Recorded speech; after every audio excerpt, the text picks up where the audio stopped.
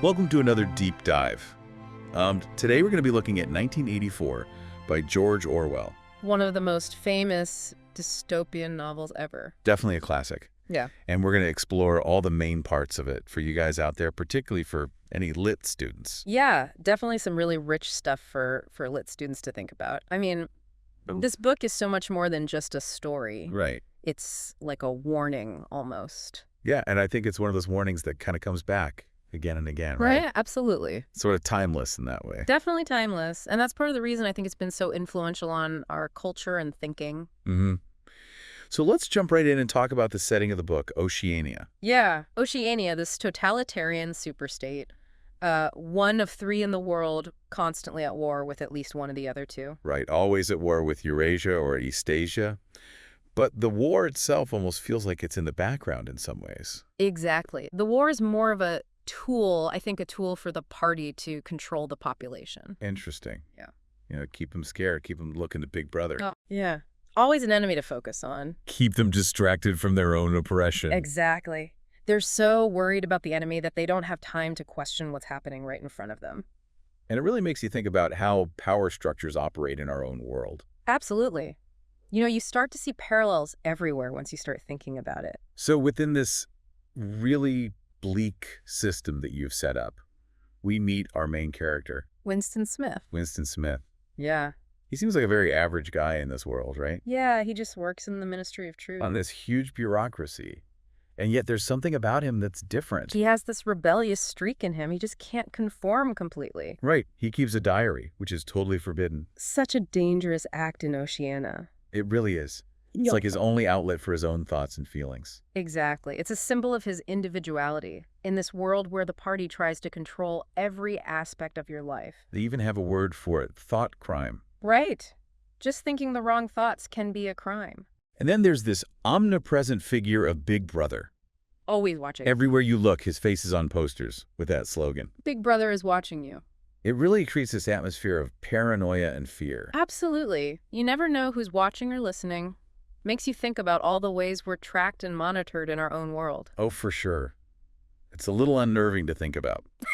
And on top of the surveillance, there's also newspeak. The party's attempt to control language itself. It's like they believe if you can't express certain thoughts, you can't even think them. Exactly. And eventually those thoughts just disappear altogether. It's pretty messed up, but also kind of ingenious in a really twisted way. No, yeah. It's a brilliant form of mind control. So we have this oppressive system, this constant surveillance, and yet we see a glimmer of hope. In Winston's love affair with Julia. Yeah, Julia, this free-spirited woman who rebels in her own little ways. She wears makeup, she enjoys sex, all these things that are frowned upon by the party. Their relationship is so powerful because it represents this yearning for freedom. Yeah, this desperate grasp at human connection in a world that's trying to stamp that out.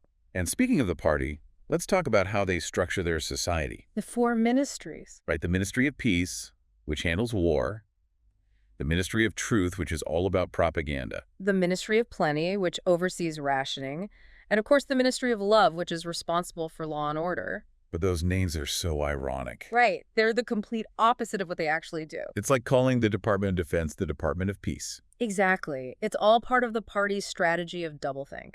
Making people believe two contradictory things at the same time. And then there's Emmanuel Goldstein, this mysterious figure who's supposedly the leader of the rebellion. The Brotherhood. He's like the ultimate enemy of the party. Even though we never really know if he even exists. Right. He could be real. He could be a fabrication. It doesn't really matter. He serves his purpose as a scapegoat for the party. Someone to blame for all the problems. To keep the people in line. Exactly. Fear and hatred are powerful tools of control. And so Winston and Julia, with all this hanging over them, they still dare to believe in a different future. A future without Big Brother and the party. But as we know, the rebellion is short-lived. They're caught and imprisoned in the Ministry of Love. Which is where things get really dark. And where we see the true extent of the party's power. Exactly. The Ministry of Love isn't about love at all. It's about control. It's about breaking people. And Winston faces his ultimate test in Room 101. A place that I think haunts everyone who reads this book. It's where the party uses your deepest fears against you. And where Winston's spirit is ultimately broken. We'll talk more about that in the next part of our deep dive. Room 101, it's where the party goes beyond just physical torture. Right. It's psychological. They break you down mentally and emotionally. They find your deepest fear. Whatever it is that terrifies you the most. And they use it against you. They make you face it until you're willing to do anything to escape it. And for Winston, that means betraying Julia. The one person he truly loved. It's a heartbreaking moment. It shows just how far the party is willing to go to maintain control. Total and utter submission. That's what they want. So we've talked about the plot, the characters, but I think it's important to discuss the literary devices that Orwell uses to make this world so believable, so terrifying. Oh, absolutely. He's a master of language. Yeah, the way he uses symbolism, for example. Big Brother is a perfect example. He's more than just a leader. He's a symbol of this all-seeing state. His constant surveillance. And that image of him with the caption, Big Brother is watching you, it's become so iconic. It's everywhere. Even today, people use it to talk about government surveillance and data collection. It's a testament to the power of Orwell's writing, how relevant it still is. And then there's Newspeak. It's not just a simplified language. It's a tool of oppression. Right. By controlling language, they control thought. If you can't express an idea in Newspeak, can you even think it? It's scary to think about. What about Winston's diary? Another powerful symbol. It represents his individuality, his resistance to the party. In a world where everything is controlled, his diary is this little space where he can be himself. It's his way of holding on to his own thoughts and memories. And of course, we have the telescreens. Always watching, always listening. They're everywhere, in every home, in every office. They represent the party's constant presence in people's lives. The lack of privacy, the feeling that you're always being watched. And Orwell also uses contrasting imagery to great effect. Like the difference between the proles and the party members. The proles live in poverty and squalor, but they also have a certain freedom. They're not as closely monitored as party members. They can still sing old songs, tell old stories. They represent a kind of primal instinct that the party hasn't been able to completely crush. And then there's the sterile world of the party. Everything is gray and drab. The food is synthetic. The air is stale. It's like a world devoid of joy and beauty. It's a reflection of the party's own ideology, cold and heartless. But even in this bleak world, there are little glimmers of hope. Like the antique shop where Winston buys his diary.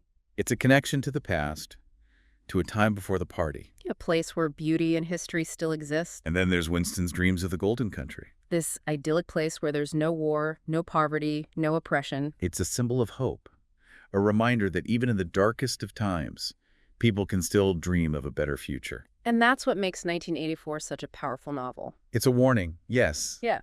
But it's also a testament to the human spirit. The desire for freedom, the capacity for love and hope. Even in the face of overwhelming oppression. You know, it's amazing how much of what Orwell wrote about still feels relevant today. Oh, absolutely. I mean, 1984 has had such a huge impact on our culture. Yeah, it's like he gave us this whole new vocabulary for talking about totalitarianism and the dangers of power. Totally. Terms like Big Brother, thought crime, doublethink. They're all part of our everyday language now. And the novel's themes, you know, they still resonate with us today, especially in a world with all this talk about surveillance and censorship and misinformation. Yeah, for sure. And for those of you studying literature, 1984 offers a ton to unpack. Right. It's like a masterclass in dystopian fiction, packed with all these literary devices and themes that you can really dig into. You can analyze the symbolism, like the telescreens representing surveillance, or the stark imagery of the Ministry of Love where they torture people in the name of love. It's crazy how Orwell uses language itself as a weapon. Newspeak is a perfect example of that. Yeah. By controlling language, the party controls thought. It's a powerful reminder of how important words are. You could also explore the theme of rebellion in your studies. Right. Focus on Winston's acts of defiance. Like his diary, his affair with Julia, his secret meetings with O'Brien. All these little ways he tries to assert his individuality in the face of total conformity. And then there's the psychological aspect of the novel. How Orwell really gets into the effects of fear and manipulation. Room 101 is such a great example of that. It shows how even the strongest person can break under pressure. And of course, you can look at 1984 from a historical perspective. As a commentary on the totalitarian regimes of Orwell's time. Like Stalinist Russia and Nazi Germany. The novel really reflects those anxieties about totalitarianism. So it's not just a work of fiction. It's a reflection of history. And that historical context adds another layer to your analysis. So what does it all mean? What can we take away from 1984? I think it's a reminder that we need to be vigilant about protecting our freedoms, That we need to be aware of the dangers of things like surveillance and censorship. and that we should never take our freedom of thought for granted. It's a call to action, to think critically, to question authority. Orwell's warning is so relevant in our world today. With all the technology and the interconnectedness, 1984 challenges us to confront these uncomfortable truths. to fight for a future where individuality and freedom of thought are valued. It's a novel that stays with you. It makes you think. It makes you question. It makes you want to talk about it. And that's the power of great literature. It challenges us. It inspires us. It helps us make sense of the world. So we encourage you to keep exploring the world of 1984. Discover its relevance for yourself and see what it has to say to you. It's been an amazing deep dive. Until next time.